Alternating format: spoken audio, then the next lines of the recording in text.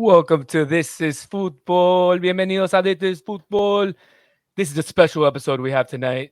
Not only is this episode 6, but this is the special episode that we have been announcing for the last maybe 10 days that we've been wanting to really talk about. And this episode is going to focus solely on youth football across South Florida and across the United States.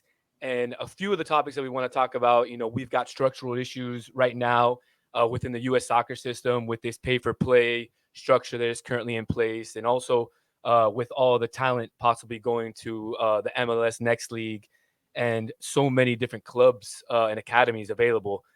Some parents are wondering, where are our kids going to get scholarships? How are our kids going to go pro? So we're going to tackle some of these issues with some of our guests that we're going to have on today. So some of the guests we'll have on today is Mauro, which you already know who he's part of our This is Football podcast crew.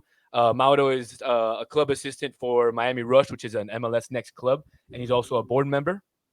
So thank you, Mauro, for being on. We're also going to have on Mike Reyes, which is a former professional soccer player, and he now runs a program called College Dreamers. You can find it at collegedreamers.com. He's basically responsible for finding players who don't have the opportunities, to go to a Inter Miami academy or to one of these Real Madrid or Barcelona, AC Milan academies that we have around South Florida. And he kind of, recruits these kids, brings them into his team, coaches them up, and essentially finds them a spot, whether that's in a college scholarship or in a professional team, whether it's in the U.S. or even sometimes overseas. So we're going to be very lucky to have him on the show. And also we're going to have on Chris Corey, who I'm very excited for. Apparently he's been telling us he's got some really strong point of views that we're really excited to hear about. But Chris joins us. He's the liaison for Miami for the 2026 World Cup. He's the founder of Palm City American, which is a women's soccer team here in South Florida. And he's also the founder of Vice Soccer, which is an innovative platform that he's created that basically is going to help us tackle this pay-for-play issue that we are currently seeing in South Florida with all these academies and basically all the influx of money in South Florida. So those are the topics that we're going to cover. Of course, we've gotten some questions from some of our listeners over the week that we have and we'll share. But really, this program is for you all that are watching. We want you to come in and share your questions with us. We'll flash them across the screen. We'll have our guests, Mauro, Chris, and Corey. Chris and Mike address those questions, and we'll have Nico and Evet address some of those as well. And again, like I said, this episode is for you. It's a special episode. It's a Monday, not a Tuesday. So let's get started. Let's go right into it, boys. All right. So, Danny, maybe it is worth to clarify why I'm treating here as a guest and not as a regular. Well, because one of my activities is I'm associated with Miami Rush Kendall. I'm an assistant coach there of MLS Next team, and also part of the board. Actually, I'm a treasurer, so I can speak from my perspective from inside an MLS Next club. What are the costs? And maybe be able to respond some of the questions that people have. In addition to, of course, like all of us having kids playing in South Florida youth soccer and playing as an amateur as well during the last 10, 15 years, and knowing all these wonderful people that we'll have here tonight. So yeah, I'm excited, but also I like to see a lot of questions coming from the community. I know the Miami Day Soccer Instagram page are posted a bunch of flyers, hoping to get a lot of you guys out there, curious and asking questions as well. Absolutely. I'm grateful to actually be here on this episode as well. My journey isn't as broad as Mauro's because now he's involved. I wish I could be involved as well, but for different reasons, I'm not precisely involved on the soccer world. However, I do have my son who is 6 years old, and obviously, it's very important for me to actually, see his development and growth, and I'm very excited for that.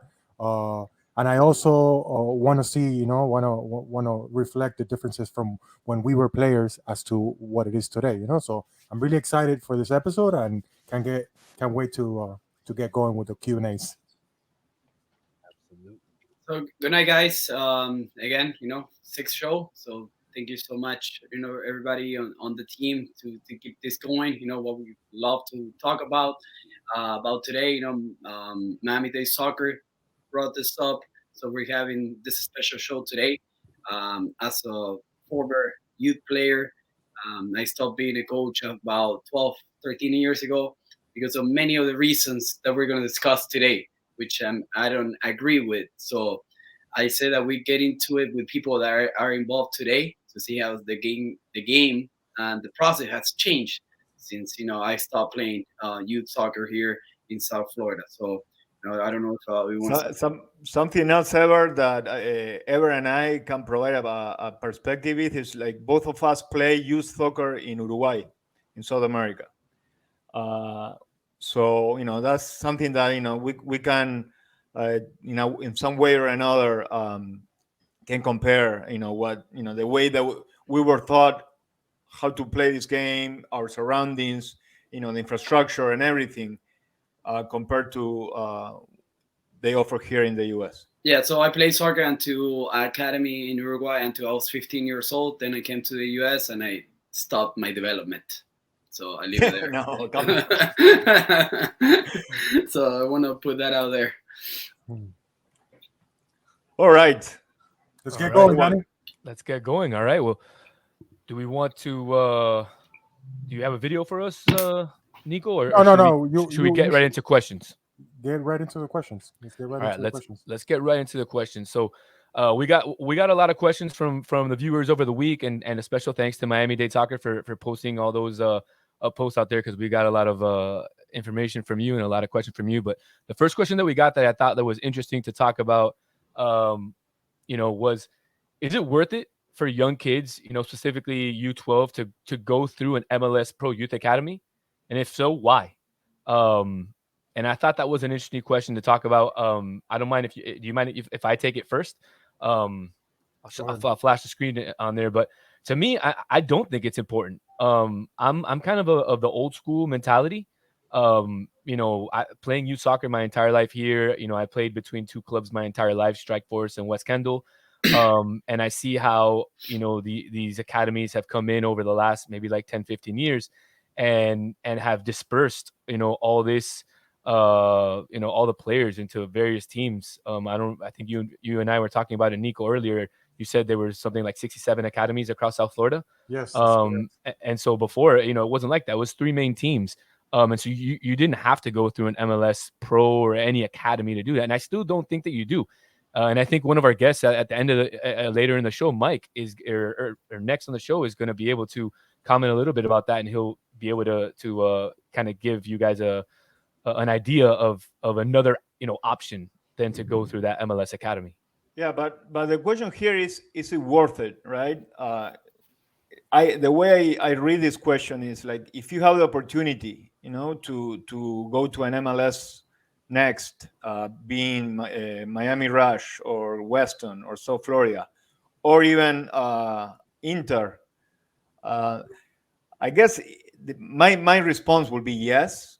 Like the way the current system works, like if you have the opportunity, if you can make that team, if your kid can make that team, yes, it is worth it. That's where the majority of the scouts are setting their eyes on, or on these 3-4 clubs. Right now, is the end of everything? Is like like the only source, the only path? No, that's why we have the examples like the college dreamers and other examples that Chris in a little bit can explain us out, and other clubs. Like there's very talented players playing outside the MLS, and maybe that was one of the reasons we're here, right? Like, is the US overseeing all that talent? Are they only focusing in the 3 or 4 clubs in South Florida when there's another 50 clubs?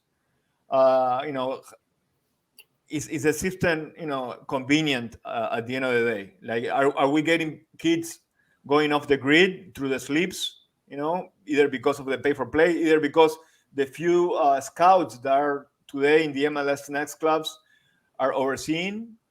So those are the questions that we have. But I think yes, it is worth it nowadays. Is is where every kid would like to be, in my opinion. But that doesn't mean that if your kid is not in an MLS Next, nothing is lost, and there's still Especially at that opportunities age, out right? there. Especially because of the age, right? I feel Yeah. like that age, there's just so much more for the kid to actually grow within those few years afterwards, that not everything should be lost when it comes to that, you know? And it also depends on the objective, that you have as a parent. What are you looking for your kid to do? If you at that time, if you're deciding between an MLS Pro Academy or not. So at that age, like Nico said, I don't think it's worth it, personally. And there's it also the objective when if you decide that your kid wants to go to college or get a scholarship or go pro. So that's a decision that after 14, 15 years old you have to make. So I think it's not worth it. Correct, correct. These are all great questions and these are all great answers. But I wanted to go ahead and have our guest right on the show, because I feel like he might give us a different perspective as to what we see here. So I want to welcome Chris Corey into Let this. me let me give a brief Go ahead. introduction. Go ahead. Go Chris ahead. Corey, a good old friend of mine. We were teammates in college. We played for years. He was our center back. I was a forward, and we have many memories. And we also partner in a few other soccer projects. And have been in touch through all these years. Thank you, thanks to this beautiful sport.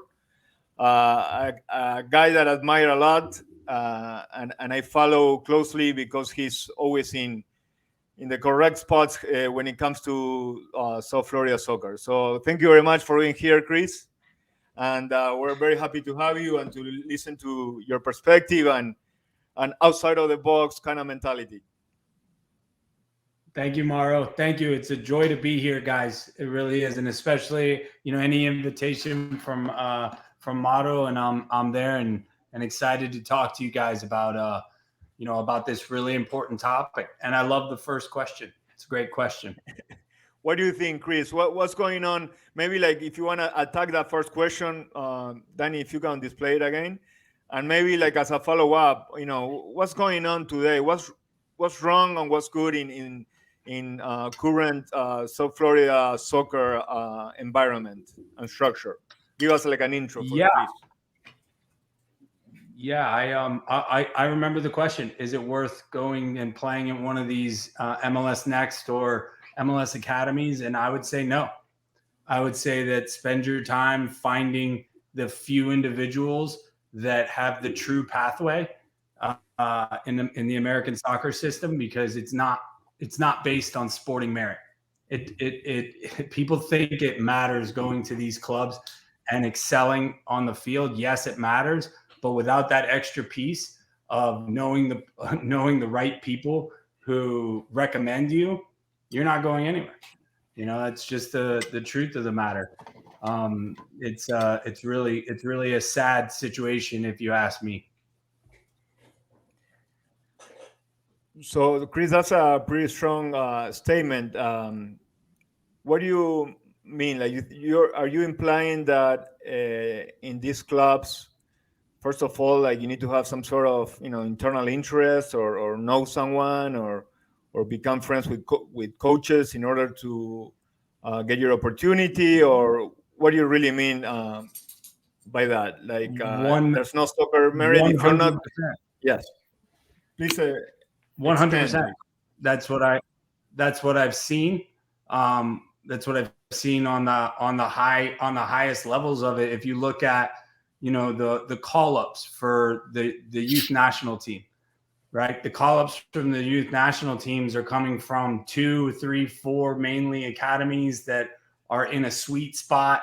And at these academies, it's well known that if you haven't been there long enough, you're not going. Doesn't matter how good you are, right? There's systems in place within this pathway that just absolutely root out the sporting merit. What's going on the actual pitch is probably, I would say, 25% of what matters. I've met hundreds of parents that have been through these pathways. They're moving their kids all over the country to these clubs that have the right in at the right moment. They're moving. Philly Union's a big one. Everyone's moving to Philly, right? That's the way that the parents that are very invested and want the best for their kids, they're literally moving the whole family to the academies that have the pathway. And then when they get there, they're on the seniority waiting list for national team call-ups.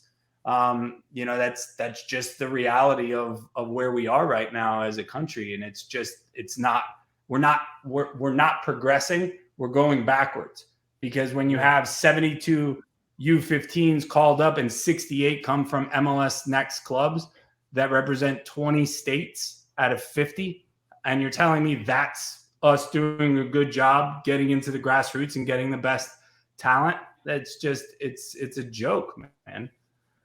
And the first step, I think, is to admit that it's a joke and then start fixing it. Mauro, you're a great example. You're having an opportunity, 9 hours, of flight away, with your son having a club, right here next to your doorstep. So now, Chris, I wanted to ask you something. You raised a point which it's very important. The systematic issues, and it's something that we know that it's wrong. However, how can we more or less try to fix that in a way? Yeah, well, I'll give you one great example. At too many clubs, there are teams, and these teams are loyal to coaches, and then therefore the club is at the behest of the coach.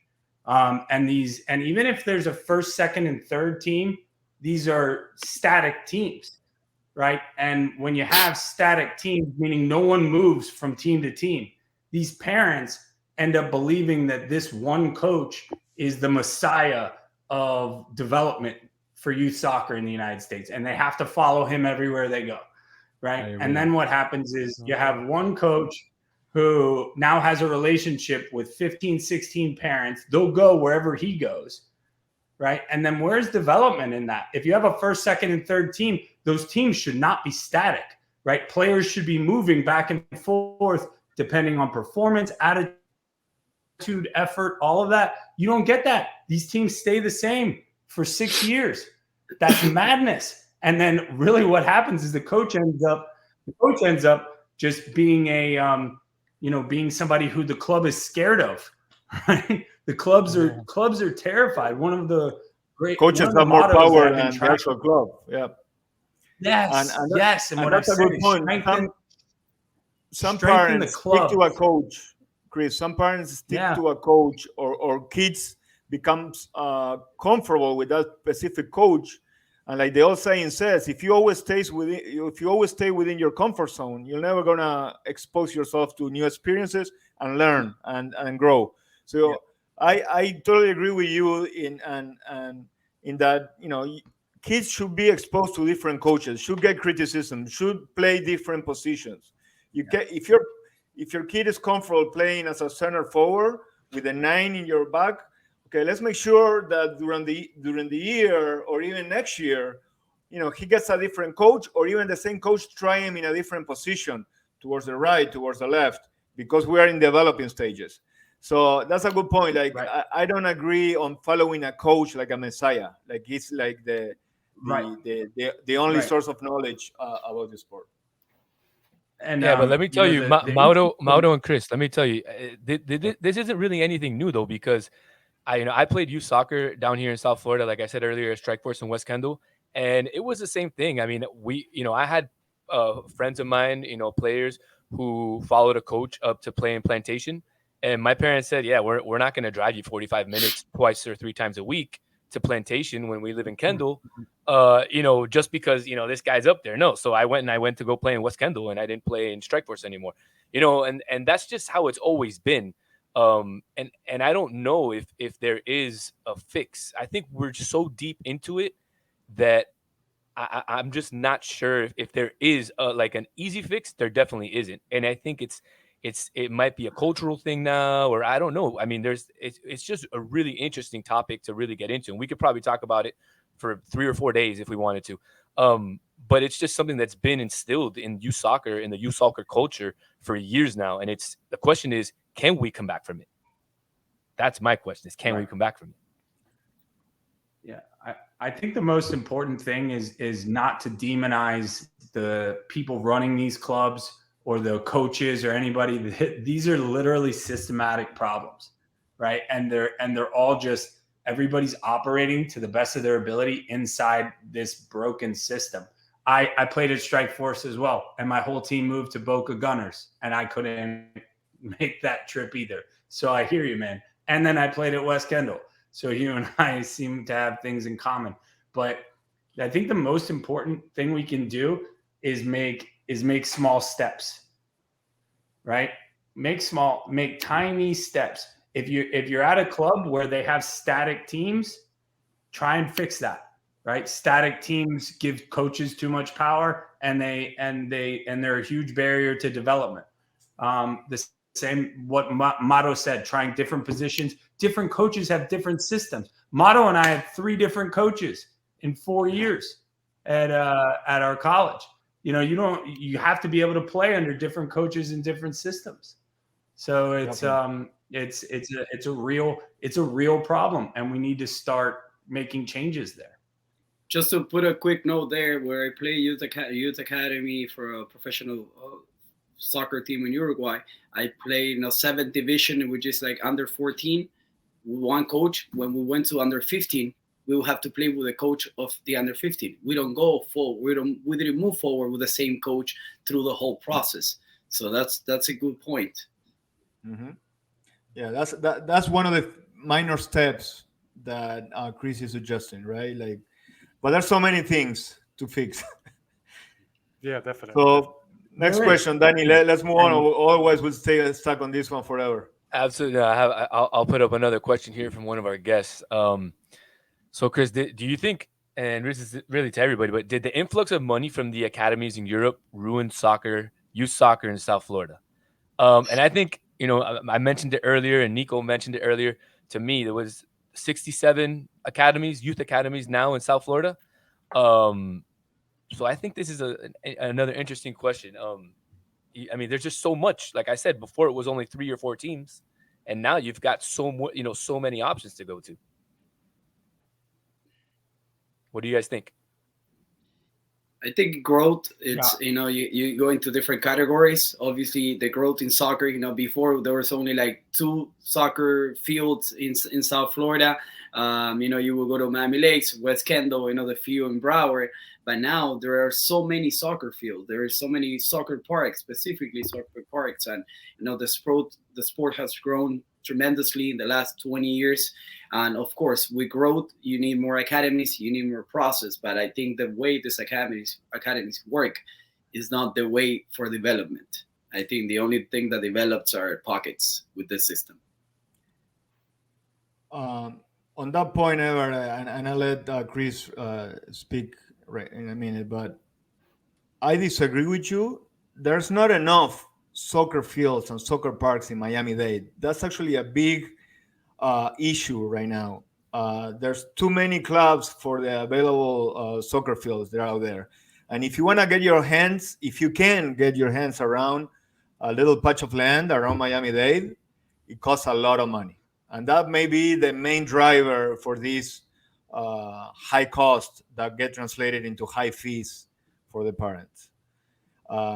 And one particular difference, not so Florida, Miami-Dade with the rest of Florida and the rest of the U.S., the amount of clubs that we have here per square mile compared with Tampa, even Boca, even Broward, is significantly higher. There's a lot of competition. Okay, so a lot of talent is divided among 10, in Miami-Dade, in West South Florida, and Chris may agree with me, there's maybe like 10, 15 clubs. When in any other part of the states, maybe you have 1 or 2 clubs. But what do you think, Chris? Why is becoming expensive? Why is it so costly to run a club to get your kid into soccer cleats? The demand. The demand has driven up the cost. The demand for youth soccer in Miami is so high that it has driven up the competition. It's driven up the cost of running it. You name it. And these European clubs that come in, if we're being honest, they're really just laughing at us, right? If they truly believed that these academies were places for them to source talent, they'd be free. That's the way that they do it everywhere else. But every once in a while, they may find a kid, but really they're doing this because now the United States, the parents, the youth soccer parents are paying them to spread their brand and create some revenue. That's it. That's all it is. That's all it is. You just got to be honest about it. I mean, the Barcelona Academy, I don't mind saying, is the most expensive one in Miami. And they're doing great business, right? But don't tell me it's about development. Come on, man. It's not. Like, let's just be clear about it. It's not about development. It's about spreading the Barcelona brand and making some money while they're doing it. It's brilliant, right? They're doing great business. But,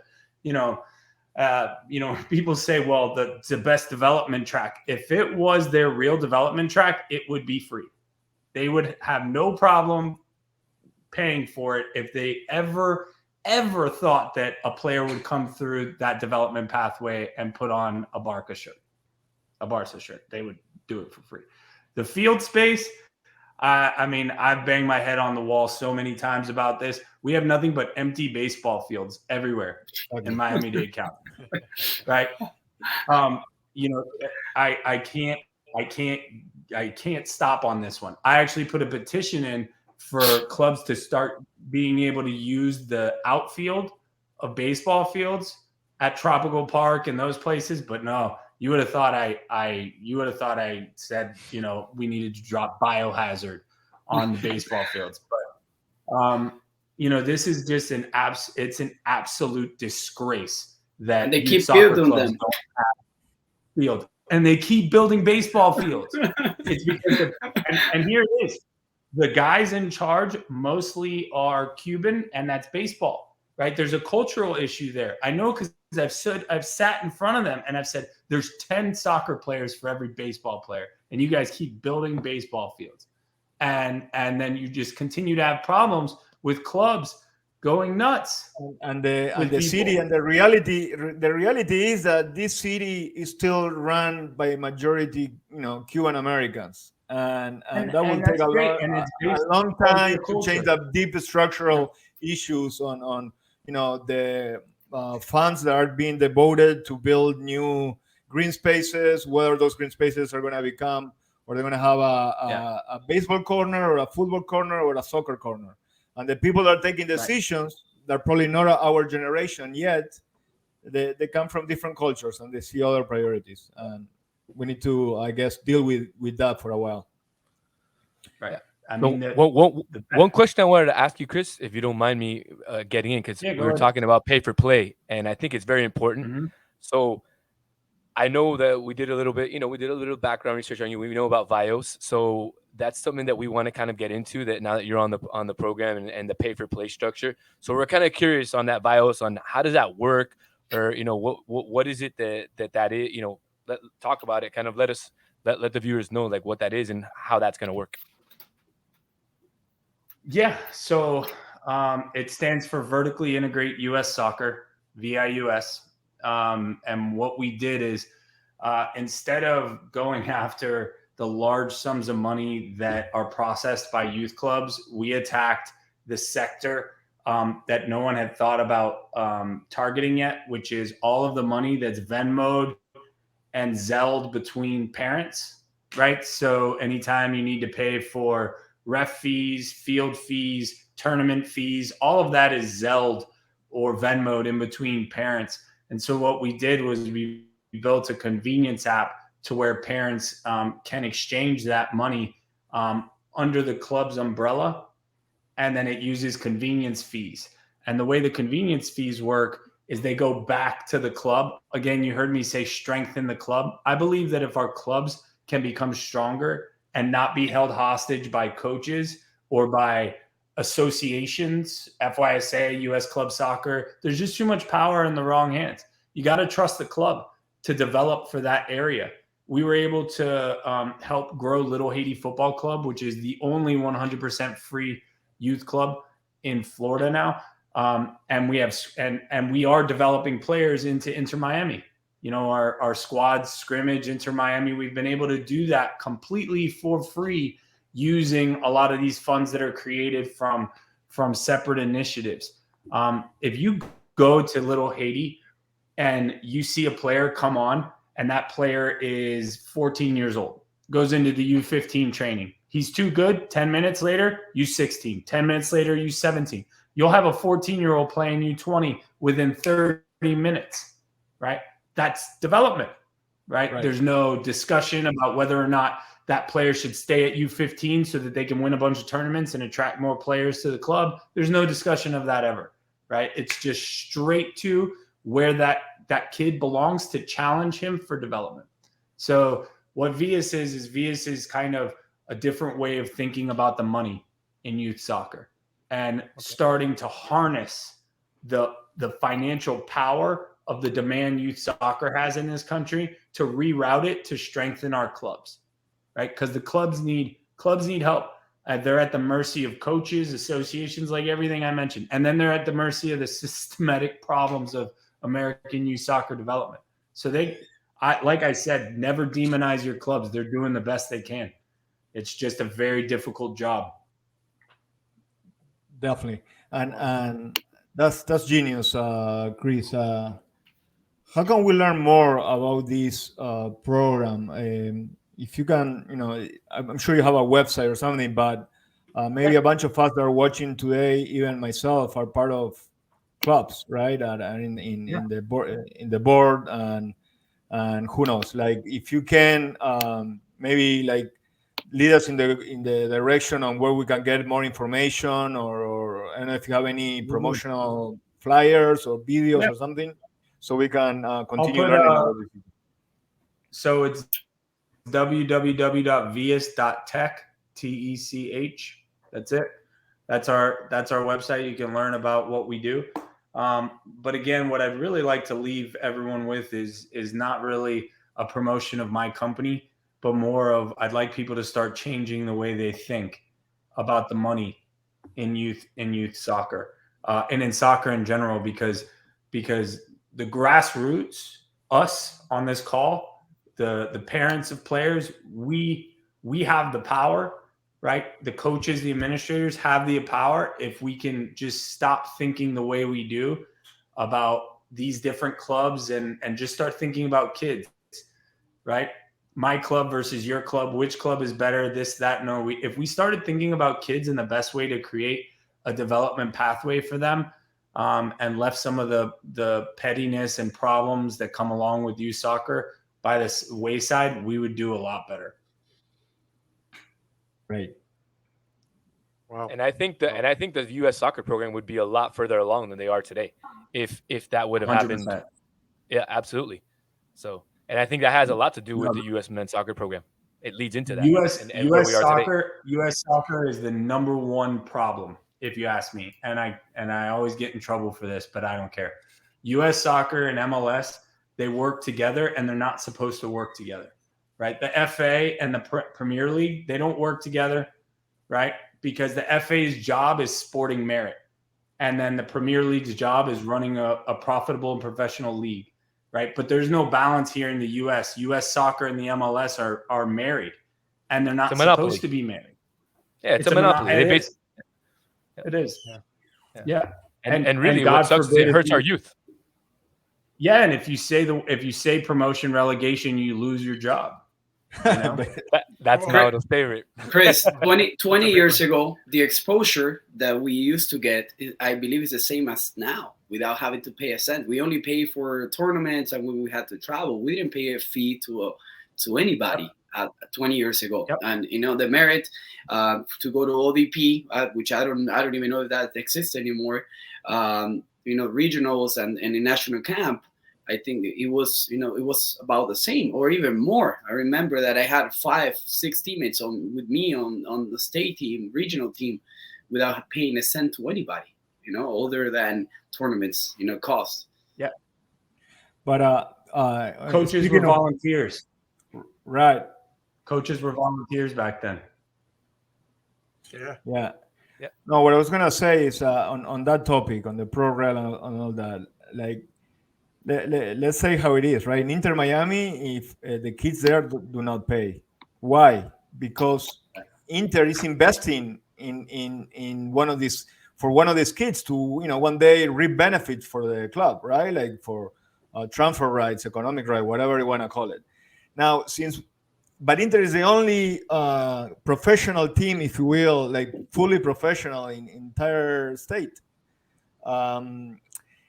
If we had other teams that have the possibility of becoming fully professional, of playing in first division, on showing this talent to the rest of the world, and ultimately selling the economic rights of these players and make money out of them, maybe these clubs will invest in these kids and not ask parents for anything, right?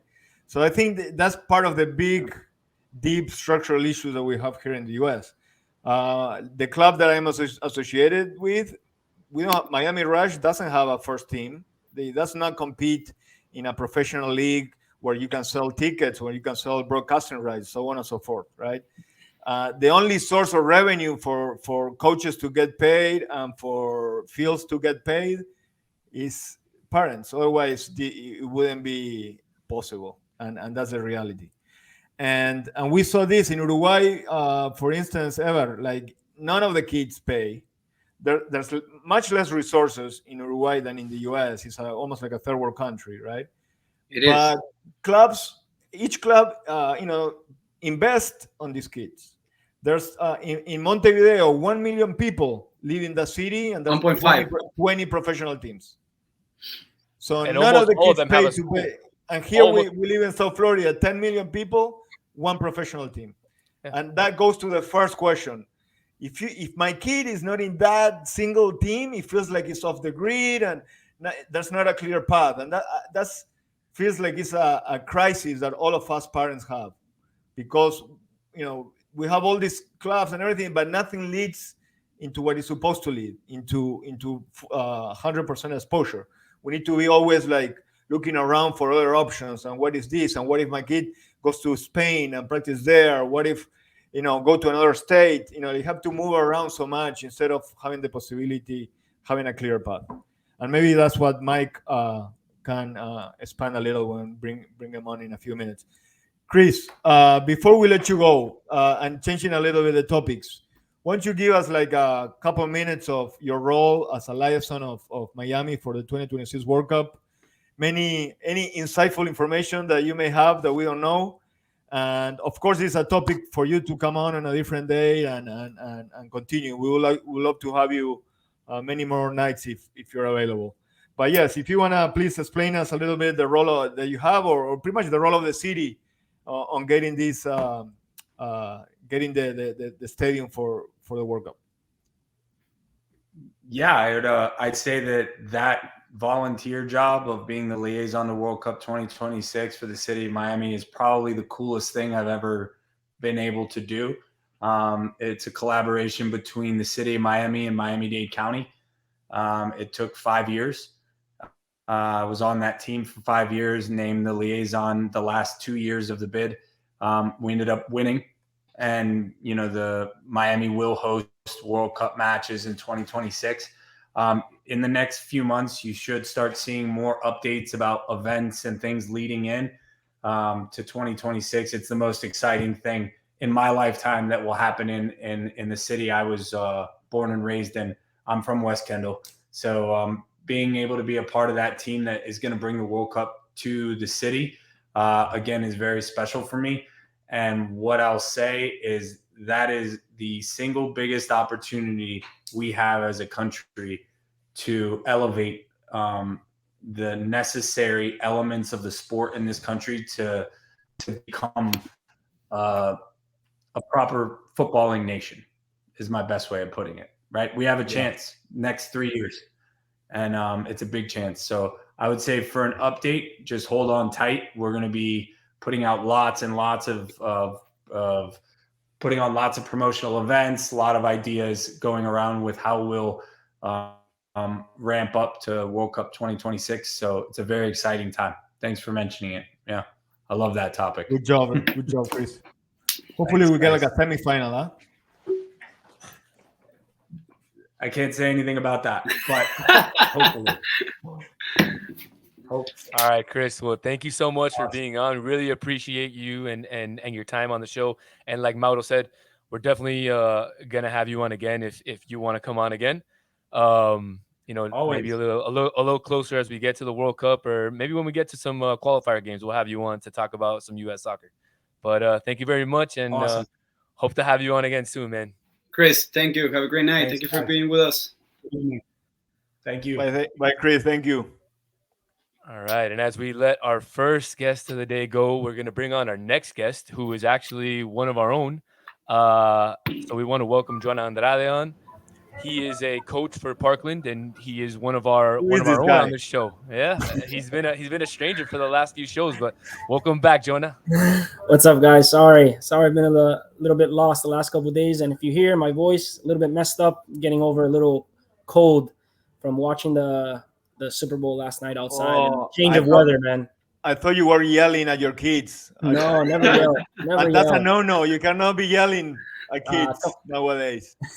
Hey, what about when we were younger? Did our coaches yell at us? Oh, come on. I mean, if they weren't yelling, Play-by-play narrators. Oh, man.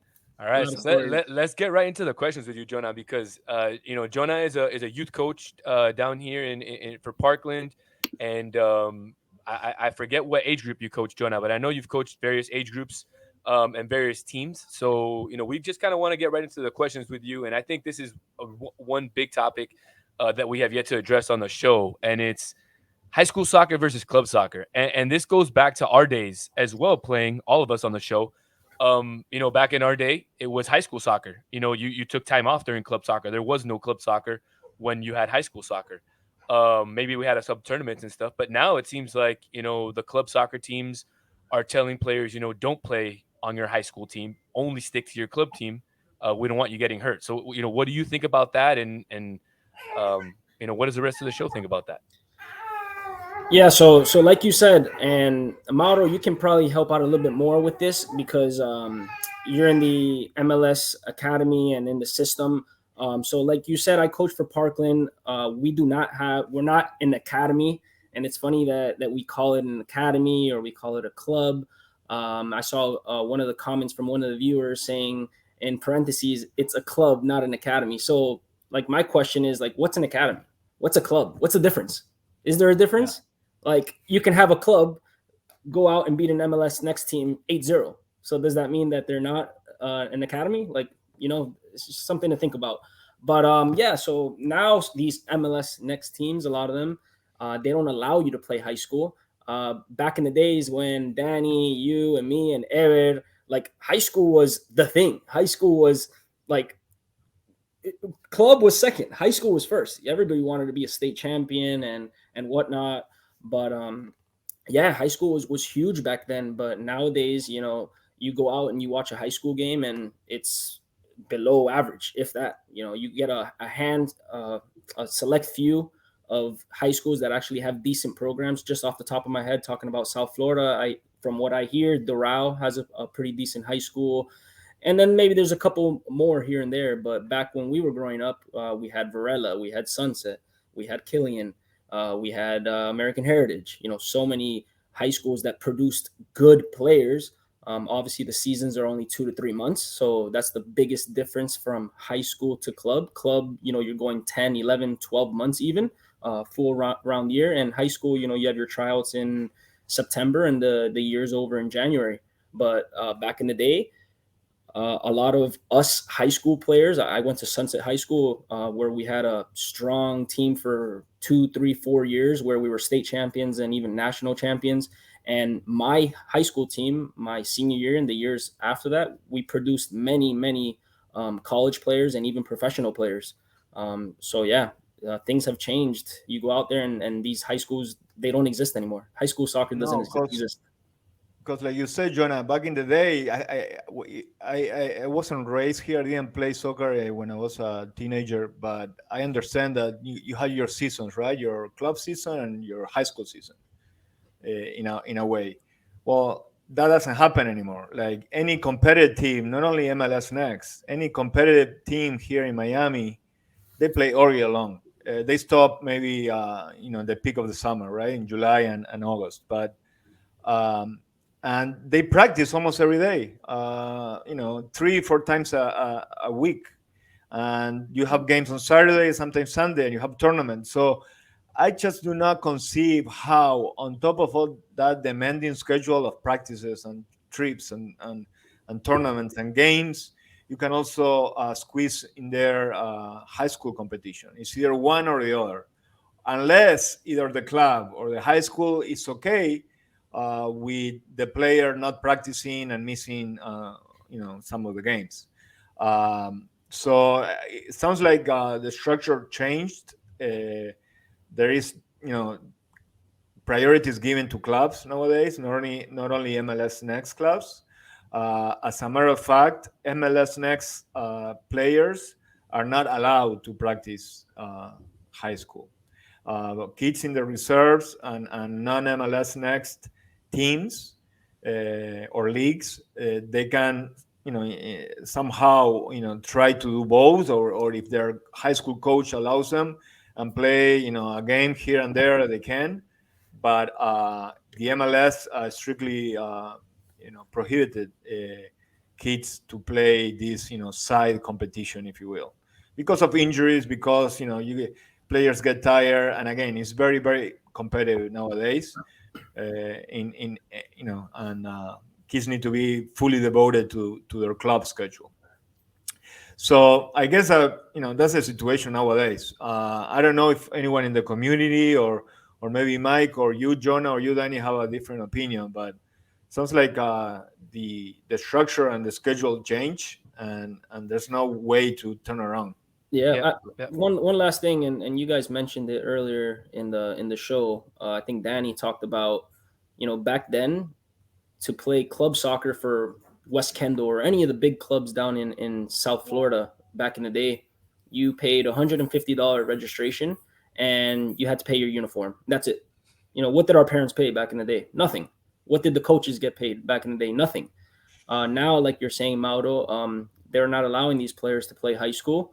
And it's understandable. These clubs want to protect their players. They don't want them to go out and play a high school game that, at the end of the day, is meaningless, and this player gets injured.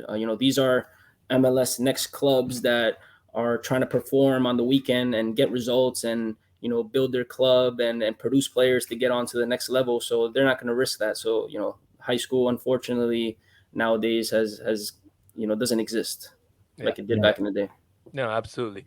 Well, we got a video that we want to go to, a special video on Luis Enrique that talks about coaching, and then maybe Jonah, you can comment on it, and we're gonna have our third guest join us on right after the video, Mike Reyes, who is the leader of College Dreamers, and you can look it up at collegedreamers.com. But let's go to that video before we get our last guest on. Los padres de los niños de fútbol base, ¿podrías también dar un consejo a los entrenadores? Sin ninguna duda.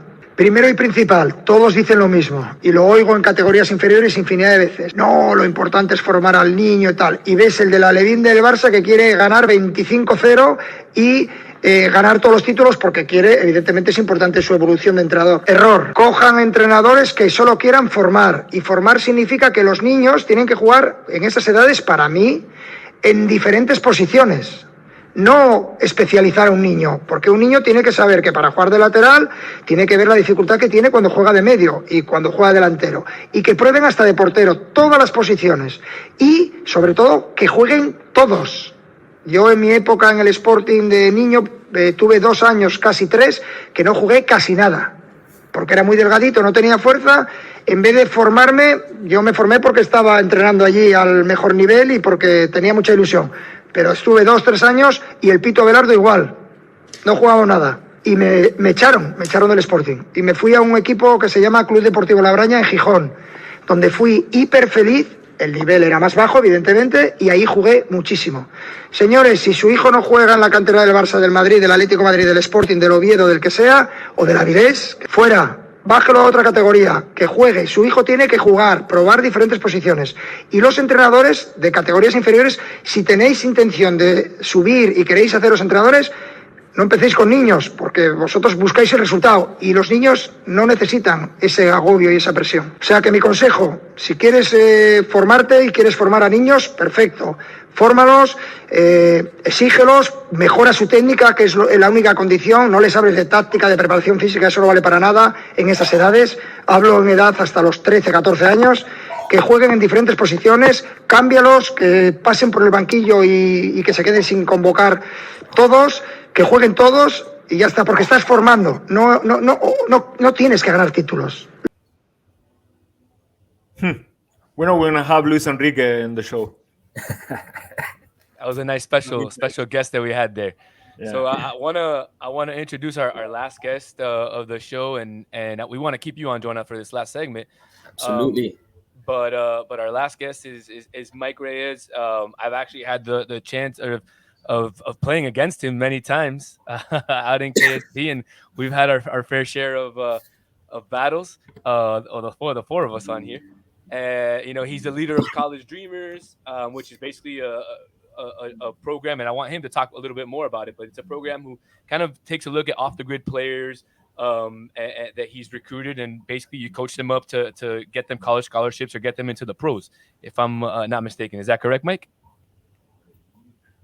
You're on mute. Empezamos bien, Mikey. Sí, no, ahí los botones me tienen enredado. No, pros, it's a different world, man. I don't really talk about pros until you already show me what you've done in in the D1 level. It's a process. It's been a process. It was a process for me. It was a process for a lot of our boys. It was a process even when I even played against Jonah. And those were some fun times. There's a rivalry, man. There's a rivalry. For those of you that don't know, that Summit League.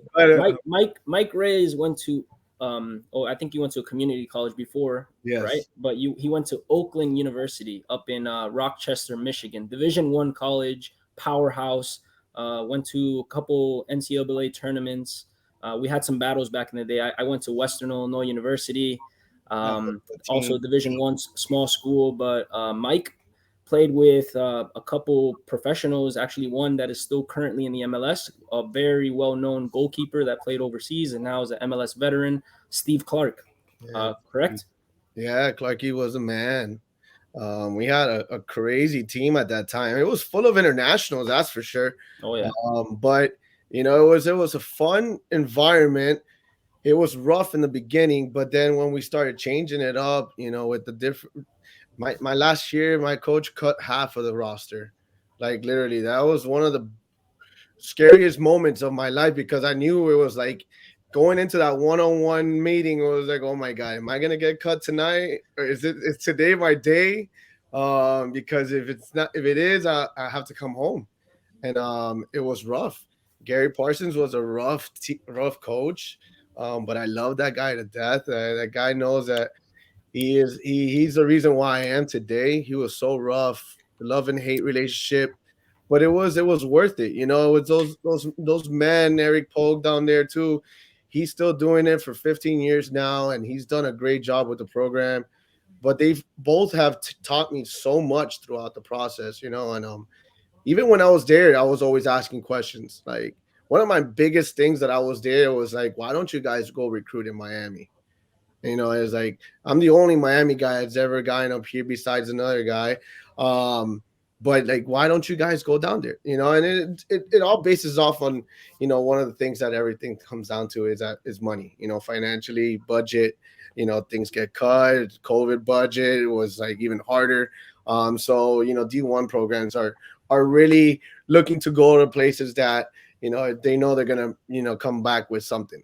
And they're not going to invest money into traveling. And then next thing you know, they just, saw 5 guys in Miami that didn't have, the grades, didn't know how to speak English, didn't have the SAT score to help them academically with their package, and then or just wasn't a little bit financially stable. So it was very hard for them to even just consider to even do that. And as a lot of schools do that, they have a whole skit of, where do we go? Is this where we're going to be able to find out? Scratch this, scratch that. So it's a process, man.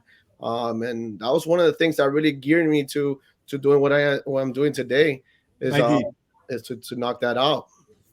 yeah, I was gonna ask you that, and maybe for the benefit of the viewers, like I've seen your program. I played against your kids. When I say I said the team that I coach, um, and they're so talented. Like there's so many good players that I cannot believe these kids are not like I don't understand. Not believe. I do not understand how these kids where do these kids come from? Like, how are they not already in whatever in a structure organized club? In the path that everybody expects these kids to be. Like, if you can tell us examples of and maybe this will relate to some of the viewers and parents that are listening today. Like, where are all these kids coming from, and why uh, they go to you and not they are already in the top academies or in the top clubs or already in I don't know in Inter Miami, in Orlando City.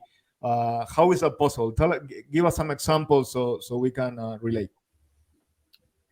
Well, it's really more of a screening thing, and for me, I have to really trust that the boys are gonna do what we all ask for them to do, and then one of the biggest things is being coachable, and when we come down to recruiting and helping Inter Miami with players, you're not just going to be sending just anything out there, and it's a process. It's a disciplinary process that I have to deal with, which I'm always involved in them. I try not to miss a practice.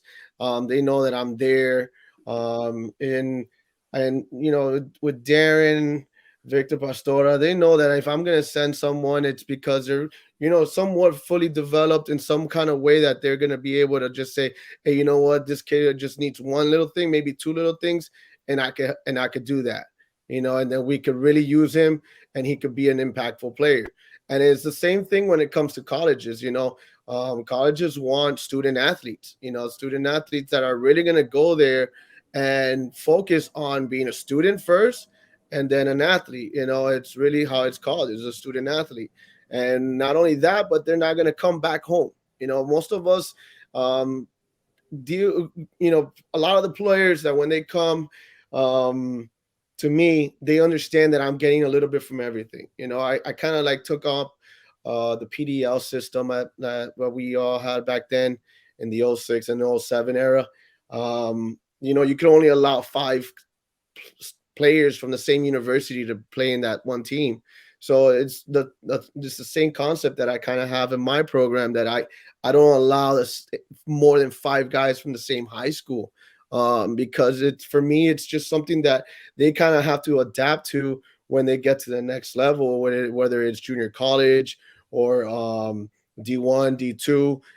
Those are the things that they are looking for. They want players that are going to come in and put in the work for minutes, and not be falling into the shadows and just put themselves in a shell and say, I want to go home. Are they going to work hard, Mike? Are they going to be here because they want to be here? You're from Miami, you're in the bottom of the map, and are they going to be okay with the cold? And stuff like that. So it's a lot that we all don't know, and I try to do within a year, 6 months, however long I can with the 23s. But then it comes down to the technicalities. Are they good? Are they a good level? Every center back needs to understand how to play a center back or right back position. And it goes back to what, our previous video we were watching. Every player needs to understand the roles, every role. You don't want to sit on the bench, man.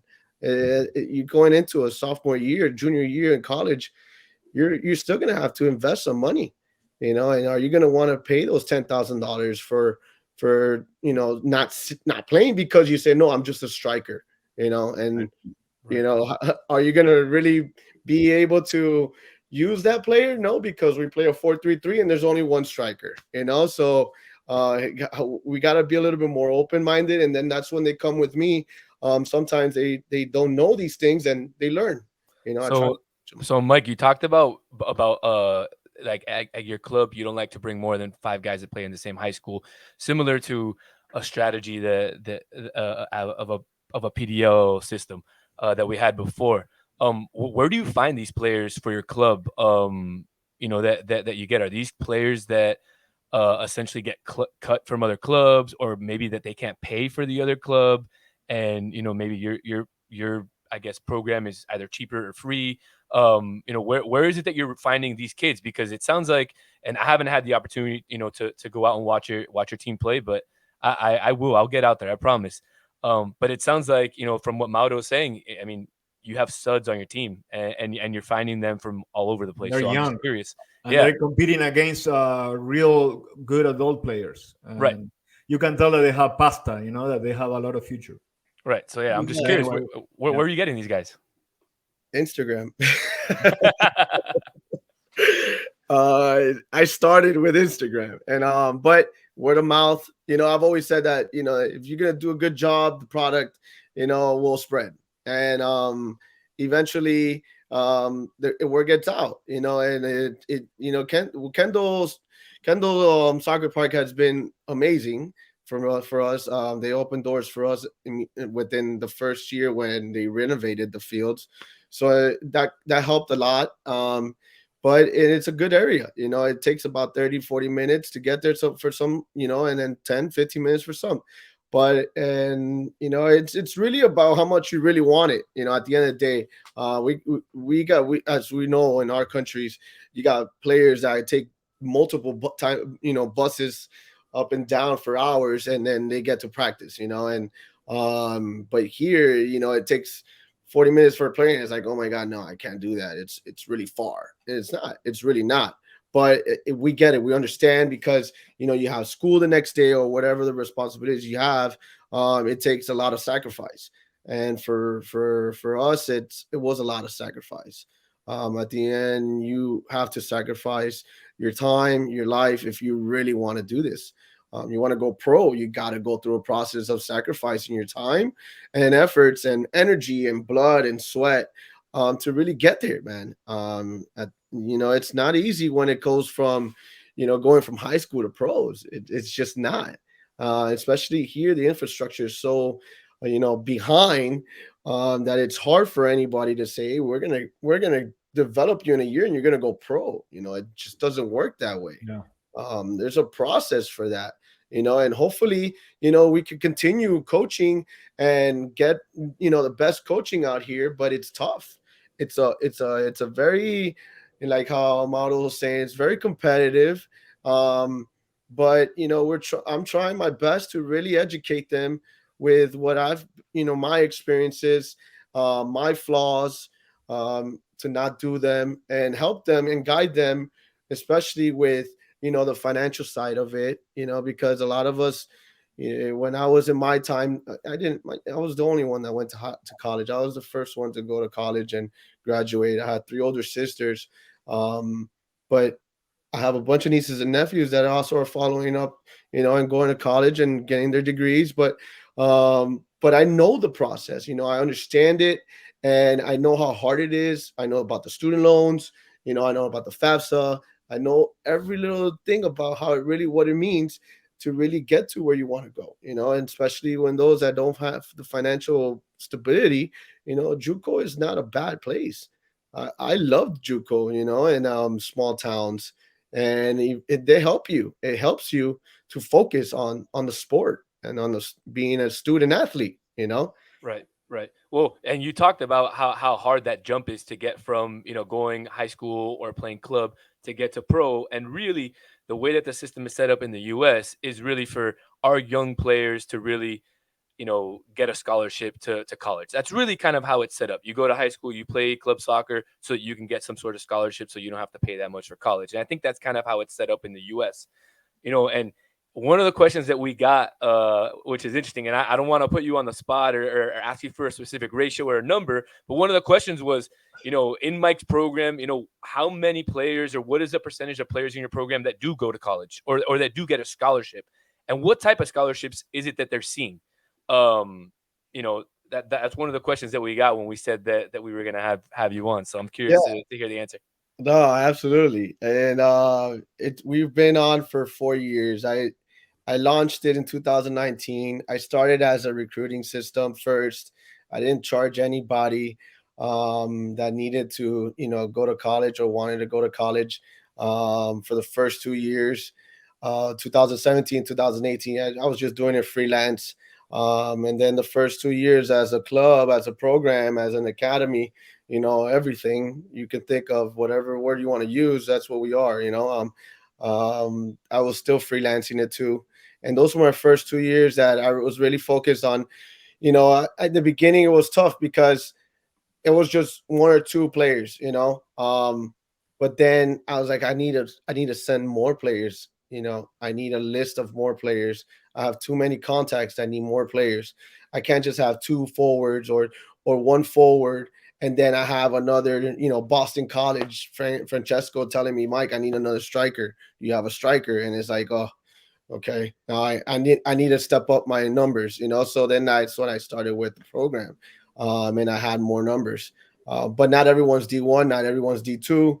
So yeah, with JUCOs, you package them. You kind of try to make it affordable for them to go there if they can't afford, the 5 to the 10K a year. Do you really want to go into a D1, D2 program where you're gonna pay $10,000, maybe $15,000 your first year, and really fight for it? Or do you want to pay $2,500 for the year in a junior college, play a lot of minutes, get some experience? The experience that Maro was saying, go hard, get the thicken your skin a little bit, and then move up to the D1 or D2 level. Between that and the last 4 years, since it was 2019 and we're in 2023, I think we were in the first 2 years we had higher numbers. It was about 10 to 20 the first 2 years, and then the numbers started dropping a little bit, just because of COVID. COVID. And then once COVID hit, everyone was holding on to their pockets for a little bit. So it was more about JUCO, because it was more affordable and not everybody wants to play JUCO. So I had to get the right group that understood that. And then that, this is not going to be a year that's going to count for you because it's COVID. So you could still go there for a year and then transfer into another school. But in the past 4 years, with my program and then what I do on the side as well, because I do place players on the side that do have the potential. I believe I've in the last year, I think it was 7, and then 2023 I already have 2 in the spring in North Kentucky University, which they play in the Horizon League. He has a nice scholarship there. Mimi, Mimi Schneider came out of my program, went to Daytona for the first 2 years, on a full ride, and then now he's on a full ride at Oral Roberts. He gained it and then worked his butt off, and then he's done really well. And I was part of that process as well with the back part of it, with the coaches and all. And it's you got to be involved. If you're not involved, it's tough for the kids because they don't really know how to talk. And if you don't speak the language with these coaches, it's tough. Yeah. Because Right. it's part of it. And then that's but we're there. What it really it's the challenge is when players don't with the high school. And this year was really challenging to me. And high school got in the way, and a lot of players. And then In and what way? In what way do you mean? High school, like they were too non-soccer way? for the high school, too dedicated for the high school, and didn't really put much time into what I asked them to do regarding the video footage, putting together their highlights. I'm gonna put my part, but at the end of the day, you got to put your part too. So if you're not showing up to practices, sorry, you fall under the line of the line where everyone that's showing up to practices, these are the guys I'm going to be talking about first. Right. Right. And that's my system. Like if you're falling down the line, that's not my fault. Yeah, and that's a good point. A lot of kids, and we went all of us went through this. You feel that someone is gonna knock on your door and gonna say, "Hey, Mister So and So, here's your full ride to." You need to work for it, not only for college, for Absolutely. pro. You need to work on putting your videos, of course, your physical activities and training at home, but you need to go out there and knock on doors and send emails Right. and move yourself and go to practices. If you, Mike, from College Dreamers, say that you're gonna help these kids to get scholarships, okay, you better go to each of the practices, listen to what you say, and abide with the program, because at the end of the day, you're there to help them as well. Yeah, So no, it's a message that is important. Like, nobody's gonna knock on your door and offer you a pro or a scholarship. and then you're Go showing out up to there. practice once a week. Like, I'm sorry, dude. And when that bad habit continues to happen, you either get cut from me and you move on, and then best of luck with everything, But college is not for everybody. The pros is not for everybody. If you don't want to work hard for it, unfortunately, there's someone else that's gonna go in harder on you, and then he's gonna win the spot. And then that's because he's put his time into it. He's put a lot of time to what he really wanted to do. Right. And it comes to these, for instance, these ID camps. This is one of the things that a lot of people don't understand. The ID camps, they do help, they do work. But are you a player that comes into an ID camp that didn't play a whole year, or are you a player that's been practicing 4 times, 5 times a week, and then you're the one that's on pace, that's technically better than the other players that are there, and then you're the one that it's showing up, and it's Yep. switched on to being an athlete, Right. and then that's Right. okay. That's who I like, Right. but kids don't Well, understand that, Well, why don't you tell our viewers a little bit about where they can find out more about College Dreamers? That way, because we have some comments here, where parents can find out about the process. Do you help out, or is there? You have I mentioned your website, www.collegedreamers.com, but where else can folks find out some more information about you and your program, so that we can send some more guys your way? This is your 30-second elevator speech I right think here, he man. said it. IG. No, College Dreamers Instagram, it's very active.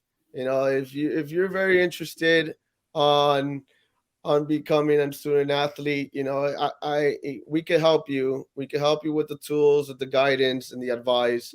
Um, and at the end of the day, I'm going to be super involved in it. If you really want to be part of this and you wanted this journey, I'm very part of it throughout the whole time. Throughout 4 years of college, I'm there. I have coaches calling me at 2 o'clock in the morning from California, and I'm there answering their phone calls. And it's like, Cal State Fullerton, George is hitting me up, and it's like, "Hey, Mike, what's going on? What, you just sent me a video. I like this guy. What's going on? What's the situation?" 2 o'clock in the morning, I'm cleaning my eyes. I'm like, "Oh, I gotta answer this. I'm not gonna miss this." But yeah, you gotta be involved. I gotta be involved. And you could also get my info on collegedreamers.com, and hopefully I'll see you guys on the tryouts. We play in the PFL. Tryouts are gonna come up and again in a couple more weeks. And then in May for the next year for all the youngsters that want to start their path, their process, in their freshman and sophomore years, because that's what's really important. Well, before we let you go, let's have you answer that last question that we saw across the screen, that Steven? Steven asked. Yeah, how has it changed in terms of being scouted by a D1 program compared to when you were scouted back in your day? And has the MLS hurt the kids' chances significantly because of it? I didn't get scouted, man. I didn't get scouted. Back then there was no way of getting scouted. Like what was you had no YouTube, you had no cameras, you had no contacts. Like there was just True. nothing. Everything was just emails, and it was like and you had to send us a DVD disc, and it's like I didn't have that technology. Like my parents were making $30,000 a year. Like I wasn't gonna do that. So I knocked on Coach Munga's door, and Munga helped me out. I love Munga to death. That's my man. That's the one guy that really got me out of this, and I still see him every once in a while. Give him a hug every once in a while, and and he was the one that led me the way to the JUCO. Go there 2 years, come back to FIU. Fortunately, I wasn't a Panther. I told Coach Munga, hey, I'm sorry I can't come, but I'm gonna stay out. I'm gonna go up to Michigan and go and play and be a Grizzly. And he's like, hey Mike, as long as you graduate, I'm more than that's all that makes me happy. So, but no, today there's a lot of showcases. D1 programs do go to showcases. They love to see video. They also go to their circle of friends that are really trusted with their vision. They understand what they're looking for, because every coach is different. They have a different style of bringing in players, and they're very critical on the little things that they're looking for. So, but it is hard. It's still hard, but it's still not impossible. All right, Mike. Well, I appreciate you coming on and answering some questions with us. Hopefully, we can get you back on again on a future show, and we'll see if your team makes it to the finals against FC Kendall. Maybe we'll have you back on Well, we'll do a live stream. to do a maybe we'll do a live stream at the show, and I'll be out there and I'll do a play by play. That's what we'll do. I appreciate you guys, Danny, Mauro, Nico, all of you. Jonah, I still love you. But Danny, you guys are the best. I appreciate you, time. All right, man. Thank Thanks, you Mike. for the time, Mike. Hey, yeah, too. Crack. All right, guys. I don't know if any one of you has anything else you wanna leave our listeners with, or if you want to close Man, out the I show. think that this topic requires so many episodes. Like so many things, are there to be said still. So, but it was a great show, man. Great show, great people, great information for the viewers. The ones that asked the questions. So, I think it was a great show overall. Yeah, hopefully this is the first one of many on this topic. I think there's so many things to chat, different views. Let's see how the community reacted, if they like it, if they ask for more. Definitely. I believe that one day we need to have someone from Inter Miami, someone from Weston, someone from pretty much all and other clubs as well. To also listen to their perspective and ask them directly all these tough questions that a lot of us have. Maybe a parent that their kid has gone through club to club looking for something they haven't found yet. So that could be another option. Have the people from the clubs and their parents. Yeah, absolutely. Yeah, No, definitely. and any other questions or any other or really anything you guys want to see us, any programs, any specials, leave it in the comments. Send us a tweet at either one of our individual accounts or at the TIF podcast account. We're open to do any type of show, really, anything that has to do about soccer. Like we said, we've been in all different facets of the game, and we're really open to talk about soccer, really about anything. And we want to give a special shout out to Miami-Dade Soccer for helping us out, and getting some of the questions out, and Something really, we didn't talk enough, and it's been growing a lot in Miami and South Florida, is women's soccer. So that's maybe another episode, okay? And we can have Chris back as the founder of one of the main soccer clubs here, and give some space to the ladies. There's a lot of women involved in soccer community here. As a matter of fact, the president of Miami Rush is a lady that she's been leading the club for many years, and there's many other ladies leading this beautiful sport here in the community. absolutely. Any final thoughts, Nico? No, they were all great topics. I'm happy that we were able to do a special show on this because, obviously, I feel like everyone has a voice and we all have different opinions, and the only way to get to the goal, and the only way to get to where we want to get as a city, as a community in Miami, is by raising all this, almost awareness, to be able to get better on it, day by day. All right. Well, we want to wish everybody a happy Valentine's Day tomorrow. Cualquiera. Spend tomorrow with the ones that you love. Put the last comment from Mati Melgar, one of our viewers, because this closes the loop. Put it up. Leave it there. Epa. There you go.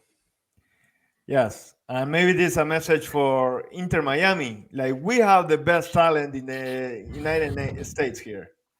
Okay, when is that starting to reflect on? Well, what are you trying to say? You don't want any Ukrainians in Miami? I want local academy, genuine Miami players. I'm still waiting for first team. I'm still waiting for an academy player to play, more than 2 or 3 games for Inter Miami. So, hopefully that happens this year. I really hope, one of the young guys really shows up for us this year. So, yep, gotta be. All right, guys. Well, let's close this one out. We'll be back on Friday with maybe on Thursday. Maybe we have we have a guest, an Inter Miami player. So okay, so let's hold it. Whoa! This guy's dropping. One of the new signings. So we're growing. Yeah. Okay. So Ukrainian? Wait. Are you gonna bring the Ukrainian? No. Sergi? No, Sergey Christoph, ¿cómo es el nombre? But no, we're bringing one of the players. We're just waiting on confirmation. Thursday at 9 p.m. We might have one of the new signings from Inter Miami for the season. Bueno, muy bien. Awesome.